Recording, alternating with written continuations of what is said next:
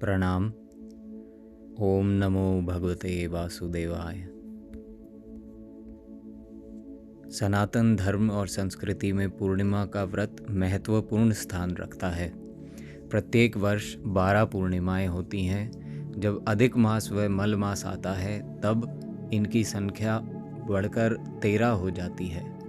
कार्तिक पूर्णिमा को त्रिपुरी पूर्णिमा व गंगा स्नान के नाम से भी जाना जाता है। इस पूर्णिमा को त्रिपुरी पूर्णिमा की संज्ञा इसलिए दी गई है क्योंकि आज के ही दिन भगवान शिव ने त्रिपुरासुर नामक महाभयानक असुर का अंत किया था और वे त्रिपुरारी के रूप में पूजित हुए थे। ऐसी मान्यता है कि इस दिन कृतिका में शिव शंकर के दर्शन करने से 7 जन्म तक व्यक्ति ज्ञानी और धनवान होता है। इस दिन चंद्र जब आकाश में उदित हो रहा हो उस समय शिवा, संभूति, संतति, प्रीति, अनुसूया और क्षमा 6 कृतिकाओं का पूजन करने से शिवजी की प्रसन्नता प्राप्त होती है। इस दिन गंगा नदी में स्नान करने से भी पूरे वर्ष स्नान करने का फल मिलता है। कार्तिक पूर्णिमा के दिन तमिलनाडु में अरुणाचलम पर्वत की 13 किलोमीटर की परिक्रमा होती है। सब पूर्णिमा में ये सबसे बड़ी परिक्रमा कहलाती है। लाखों लोग यहाँ आकर परिक्रमा करके पुण्य कमाते हैं। अरुणाचलम पर्वत पर कार्तिक स्वामी का आश्रम है। वहाँ उन्होंने स्कंद पुराण का लिखान किया था। पुराणों में वर्णित एक कथा के अनुसार इसी दिन भगवान विष्णु ने प्रलय काल में वेदों की रक्षा के लिए तथा सृष्टि को बचाने के लिए मत्स्य अवतार धारण किया था। महाभारत काल में हुए 18 दिनों के विनाशकारी युद्ध में योद्धाओं और सगे संबंधियों को देखकर जब युधिष्ठिर कुछ विचलित हुए तो भगवान श्री कृष्ण पांडवों के साथ गढ़ खादर के विशाल रेतीले मैदान पर गए। कार्तिक शुक्ल अष्टमी को पांडवों ने स्नान किया और कार्तिक शुक्ल चतुर्दशी तक गंगा किनारे यज्ञ किया। इसके बाद रात में दिवंगत आत्माओं की शांति के लिए दीपदान करते हुए श्रद्धांजलि अर्पित की। इसीलिए इस दिन गंगा स्नान का और विशेष रूप से गढ़ मुक्तेश्वर तीर्थ नगरी में आकर स्नान करने का विशेष महत्व है। एक और मान्यता के अनुसार इस दिन पूरे दिन व्रत रखकर रात्रि में वृषदान यानी बछड़ा दान करने से शिव पद की प्राप्ति होती है।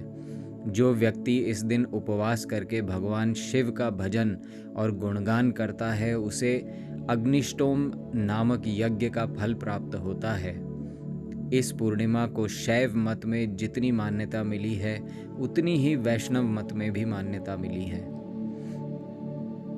कार्तिक पूर्णिमा को गोलोक के रास मंडल में श्री कृष्ण ने श्री राधा जी का पूजन किया था। हमारे तथा अन्य सभी ब्रह्मांडों से परे जो सर्वोच्च गोलोक है वहाँ इस दिन श्री राधा उत्सव मनाया जाता है तथा रास मंडल का आयोजन होता है। कार्तिक पूर्णिमा को श्री हरि के बैकुंठ धाम में भी देवी तुलसी का मंगलमय पराकाट्य हुआ था। कार्तिक पूर्णिमा को ही देवी तुलसी ने पृथ्वी पर जन्म ग्रहण किया था। कार्तिक पूर्णिमा को राधिका जी की शुभ प्रतिमा का दर्शन और वंदन करके मनुष्य जन्म के बंधन से मुक्त हो जाता है। इस दिन बैकुंठ के स्वामी श्री हरि को तुलसी पत्र अर्पण करते हैं। कार्तिक मास में विशेषतः श्री राधा और श्री कृष्ण का पूजन करना चाहिए। जो कार्तिक में तुलसी वृक्ष के नीचे श्री राधा और श्री कृष्ण की मूर्ति का पूजन निष्काम भाव से करते हैं उन्हें जीवन मुक्त समझना चाहिए। तुलसी के अभाव में हम आंवले के वृक्ष के नीचे भी बैठकर पूजा कर सकते हैं। कार्तिक मास में पराये अन्न, गाजर, दाल, चावल, मूली, बैंगन, घिया, तेल लगाना, तेल खाना, मदिरा, कांजी का त्याग करें। कार्तिक मास में अन्न का दान अवश्य करें। कार्तिक पूर्णिमा को बहुत अधिक मान्यता मिली है। इस पूर्णिमा को महाकार्ती भी कहा गया है। यदि इस पूर्णिमा के दिन भरणी नक्षत्र हो तो इसका महत्व और भी बढ़ जाता है। यदि रोहिणी नक्षत्र हो तो इस पूर्णिमा का महत्व कई गुना बढ़ जाता है।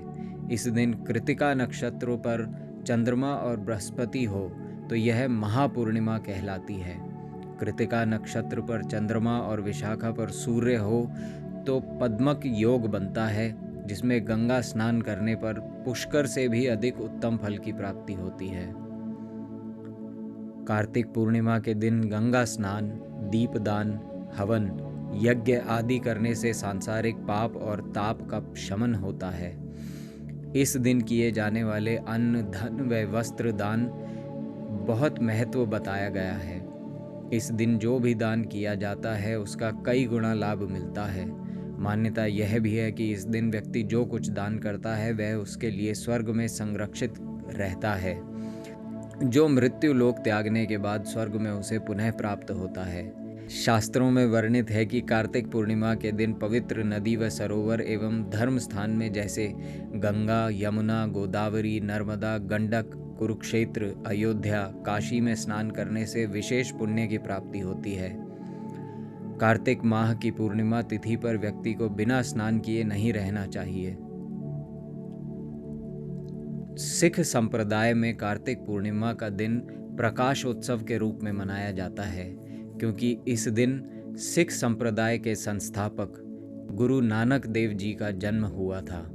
इस दिन सिख संप्रदाय के अनुयायी सुबह स्नान कर गुरुद्वारों में जाकर गुरुबाणी सुनते हैं और नानक जी के बताए रास्ते पर चलने की सौगंध लेते हैं। इसे गुरु पर्व भी कहा जाता है। ओम नमो भगवते वासुदेवाय।